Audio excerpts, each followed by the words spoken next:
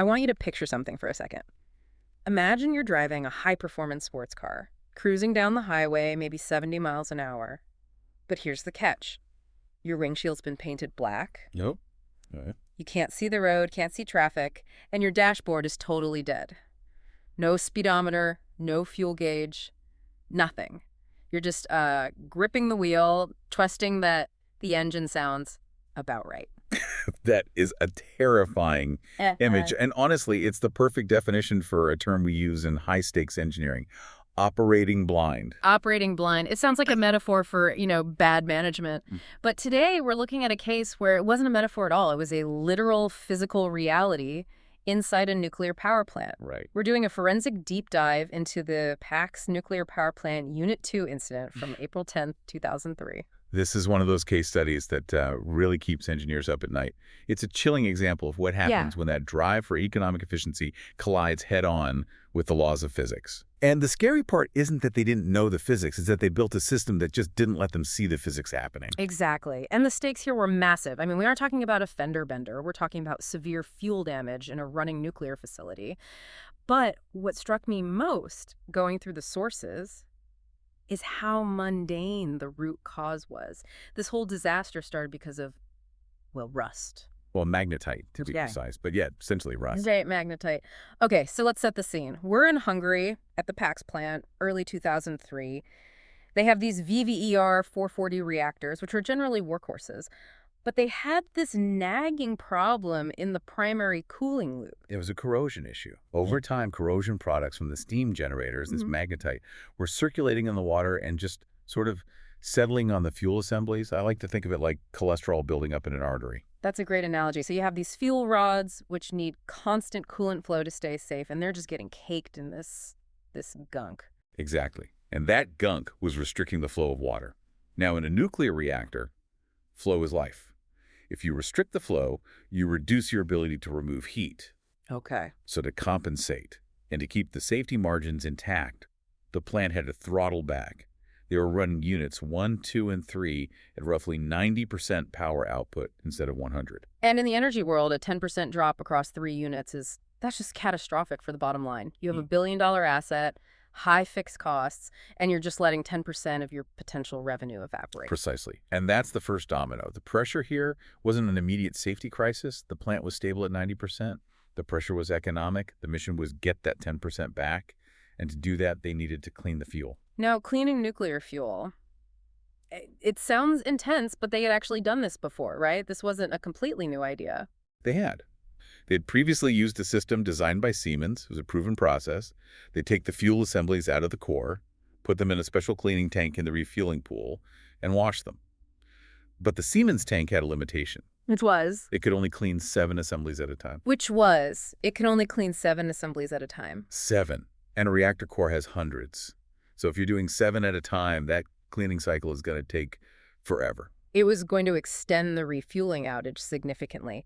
And you have to remember, every single day, the plant is offline for maintenance. It's losing money. So management looked at the Siemens process and said, this is too slow. We need something faster. Enter Framatome. They come in with a new proposal. And looking at the specs in the report, this wasn't just a tweak to the old system. This was a monster scale-up. It was a completely different beast. The Framatome design proposed cleaning 30 assemblies at once. So they went from cleaning 7 to 30. That's more than a 400% increase in capacity. Right. And here's where we see a classic cognitive trap, something called the normalization of deviation. The plant management looked at this huge jump and just treated it as a linear progression. They thought, well, we cleaned 7 before, so cleaning 30 is just more of the same. It's a bigger bucket. But physics doesn't always scale linearly. I mean, when you pack 30 heat-generating nuclear fuel assemblies into a tight space, you're not just adding more fuel, you are fundamentally changing the whole thermal environment. You're creating a massive localized heat source. Yeah. And the design of the tank they built to hold this fuel, well, that's where the concept of operating blind stops being a metaphor. Okay, let's unpack that tank design. Because looking at the diagrams, it looks like a heavy-duty piece of steel. It's submerged in a pool of water. It looks safe. But you've flagged it as a black box. Why? Because it had a fatal flaw. The tank was designed with submersible pumps to force water through the fuel to clean it. But critically, the tank itself had absolutely no internal instrumentation. Wait, pause right there. You're telling me they loaded 30 radioactive fuel assemblies, which are actively generating decay heat, into a sealed steel container, and they didn't put a single thermometer inside. No thermocouples, no flow meters, no pressure sensors inside the cleaning vessel itself. The operators were sitting in the control room monitoring the process, but they were looking at data from the inlet and outlet lines outside the tank. That is just baffling. It's like baking a cake in an oven, but the thermometer is in the hallway outside the kitchen.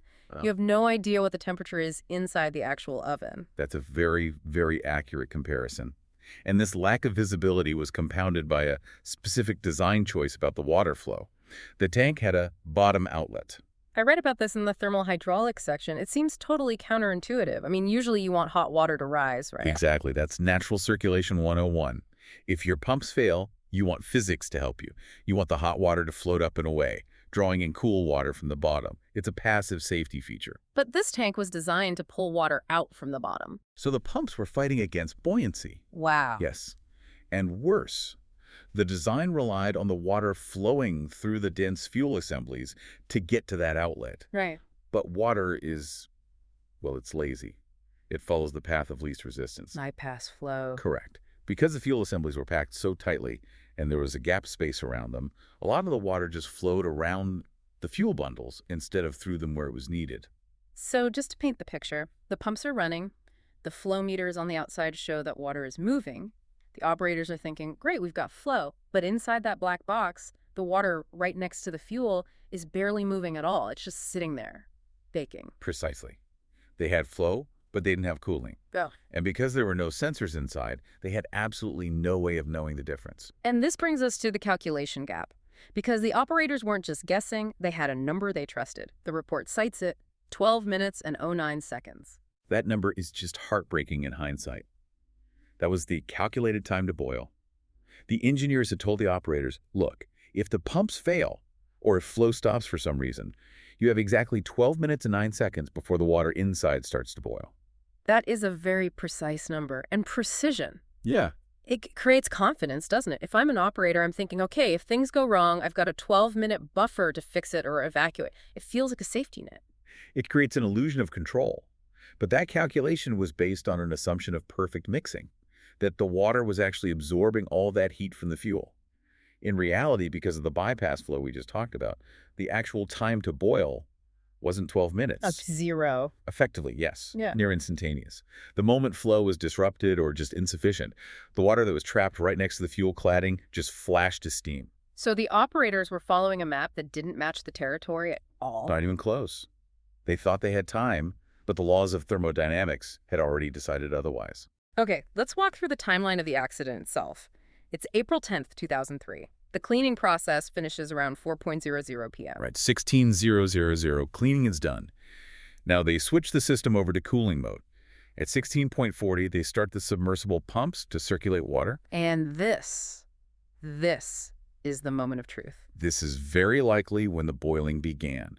The pumps turned on, but because of the bypass flow in that bottom outlet design, steam pockets started forming almost immediately inside that tank. But the operators, they see nothing. No alarms, no red lights. Nothing, because the steam was contained inside the vessel. And any steam that did bubble out was just condensing in the huge cold pool of water that surrounded the tank. So to the naked eye and to the sensors outside the tank, everything looked perfectly calm. This kicks off what I was calling the timeline of blindness. This is the part of the story that really gets to me. So 16.4 passes, then 5:00, 6:00 p.m., 8:00 p.m. Shift change happens. People are going home to their families thinking it's just another routine night. Meanwhile, inside that tank, a meltdown is happening in slow motion. For over 5 hours, the fuel is just degrading. The zirconium cladding, that's the metal tubes holding the uranium, is overheating. And when zirconium gets that hot, it reacts with steam, it oxidizes, it becomes brittle, and eventually it just shatters. When did the blinders finally come off? When did they realize this wasn't a routine night? It wasn't until 21:50, almost 10:00 p.m. at night. That's more than 5 hours. Over 5 hours of cooking the fuel, they finally saw a sharp increase in krypton-85 activity in the reactor hall. Okay, let's pause on krypton-85. Why is that the smoking gun? Krypton-85 is a noble gas. It's a fission product that gets created inside the uranium pellets during the reactor's life. It's supposed to live trapped in the tiny gap between the fuel pellet and that metal cladding. So if you're detecting Krypton-85 in the air, there's only one way it got there. The metal is broken. Exactly. The cladding has been breached. It is definitive, undeniable proof of fuel failure. So that's the first real alarm. Hey, the fuel is leaking. But even then, did they understand they had a total catastrophe on their hands? Not fully, no. They knew they had leakers, but they still couldn't see inside. They probably thought, a few rods had cracked. They didn't realize the structural integrity of the entire payload was gone. And things escalated pretty quickly after that. They did. By 11:30 p.m., the radiation levels were so high they had to evacuate the reactor hall. And the final undeniable confirmation came early the next morning, around 2:15 a.m. on April 11th. They noticed a phenomenon called hydrolock. Unpack that for us. What does hydrolock mean in this context? Essentially, it means the water just stopped moving entirely. The fuel assemblies had overheated so severely that they lost their shape. They crumbled, they slumped, and they fused together into a solid mass at the bottom of the tank. They physically blocked the pass for any water to get through. So it went from being this, geometrically precise machine to just a pile of radioactive rubble. A molten slag heap. And then they observed bubble outbursts. Large releases of gas and steam finally breaking free from that superheated mass. And that was pretty much the end of the incident phase and the beginning of the accident cleanup. I want to talk about the aftermath because there's a detail in the report about how this was communicated to the world that feels so relevant to how organizations handle bad news. We're talking about the INES ratings. The International Nuclear and Radiological Event Scale. Right. Think of it as the Richter scale for nuclear events. Yep. On April 11th, right after the event, the authorities classified it as an INS Level 2, which is an incident. So significant failure in safety provisions, but supposedly no off-site impact. It sounds serious, but manageable. Right. But remember, they still hadn't looked inside the tank. They couldn't. The radiation beams were just lethal. It wasn't until April 16th, days later, that they managed to get a camera in there and actually try to lift the lid. And what they found forced a correction? It was a complete shock. They found the fuel was literally fused to the container walls. They couldn't even lift the lid because the fuel had deformed so much it had jammed the whole mechanism. They had to upgrade the rating to NAS Level 3, a serious incident. Changing the rating a week later, that's a massive blow to public trust. It looks like a cover-up, even if it was just ignorance. It creates the perception that you were hiding the truth. But the reality is they were victims of their own design. They initially rated it low because they literally didn't know how bad it was. But in the public eye, ignorance is not a defense for a nuclear operator. This brings us back to the root causes. We've talked about the physics, the bypass flow, the bottom outlet, but you mentioned the Swiss cheese model earlier. The holes in the defense layers lining up. This wasn't just a bad tank, it was a bad organization. Oh, absolutely. If you look at the investigation, 3 massive organizational failures just jump out. First, obviously, is economic pressure. The drive to recover that 10% power output compressed the whole timeline. It forced them to abandon the slow, safe Siemens method for the fast, unproven Framatome method. It's the classic drift of production over safety. A second is contractor reliance. The plant operators essentially outsourced their critical thinking. They relied entirely on Framatome's thermal hydraulic calculations. They didn't have their own internal experts verify the math. They trusted the 12 minutes without showing their work. Trust, but verify, right? They skipped the verify part. Exactly. And the third hole was the regulatory gap. Because this whole system was labeled as maintenance equipment and temporary, it bypassed the rigorous safety analysis that a permanent change to the plant would have triggered. So because it was just a cleaning tool and not a reactor part, it flew under the radar. It completely lowered the guardrails. And that is a terrifying thought, that a label on a piece of paperwork can determine whether or not you catch a fatal design flaw. So let's pivot to the lessons here. Because the whole goal of a forensic deep dive isn't just to gawk at a disaster, it's to learn so we don't repeat it. If you're a leader, whether you run a nuclear plant, a data center, a logistics network, what's the takeaway?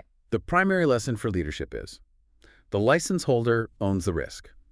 You can outsource the design, you can outsource the fabrication, but you absolutely cannot outsource the responsibility. If a contractor hands you a black box and says it's safe and you turn it on, you are the one who failed. You need that internal capability to challenge your vendors. You can't just be a customer, you have to be a knowledgeable critic. Precisely. And the second leadership lesson ties right back to our main theme. No black boxes. Never approve a modification that removes your ability to monitor critical parameters. If you can't see the temperature, you shouldn't be adding heat. It sounds so simple, but we violate this in other industries all the time. We do. We trust algorithms we don't understand. We trust supply chains we can't see.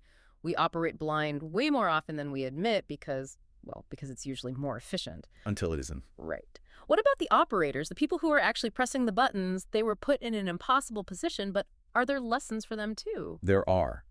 The golden rule when you're dealing with any kind of uncertainty is assume degradation. So optimism is the enemy in the control room. Absolutely. If you lose visibility or if the data is ambiguous, you have to assume the system is moving towards failure, not stability.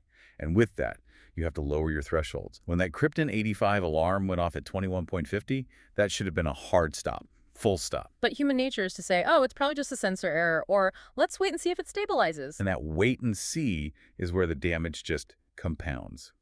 In a high-stakes environment, a secondary indication like a radiation spike has to be treated as a confirmed threat until you can prove it's not. And the final lesson for operators was about knowing the mod. Yes, the operators knew which buttons to push to start the pump. But they didn't understand the physics of the tank. They didn't know that the 12-minute safety margin was based on an assumption of flow that might not even exist. They were trained on the procedure, not the system. And that's a failure of training and simulation. Simulators usually train you for the plant as it was built. They rarely train you for the Frankenstein equipment you hook up during a maintenance outage. This incident actually did change the industry, didn't it? It wasn't just some local tragedy. It did. The legacy of Paks led to a global reevaluation of how temporary modifications are regulated. In the U.S., for example, it really reinforced the importance of regulations like 10 CFR 50.59. Which sounds like a dry regulation, but what does it actually do? It forces a rigorous screening process. It basically says if you're changing anything, even temporarily, you have to prove it doesn't create a new type of accident or reduce your safety margins. You have to do the math before you turn the key. It's a heavy price to pay for a lesson ruining 30 fuel assemblies and contaminating a reactor hall. But hopefully those regulations prevent the next one. That's the hope. Rigorous oversight is the only real defense against operating blind. As we wrap up this deep dive, I keep coming back to that image of the car with the painted black windshield. It's such a powerful metaphor for where modern complexity can hide risk. I agree. And I think the provocative question I'd leave our listeners with today is this. In your own organization, or even in your own life, where is your black box? Where are you operating blind? Exactly. Where are you trusting a process or a metric or a vendor simply because it worked last time or the math says it's fine, even though you have no real-time visibility into what's actually happening inside? Are you just assuming the road is straight because you haven't hit a wall yet? That is the question. Because as Pax showed us, the wall is there whether you can see it or not. That is a sobering thought to chew on. That wraps up our deep dive into the Paks fuel cleaning incident. A huge thank you to everyone for listening. Stay curious and stay safe. See you next time.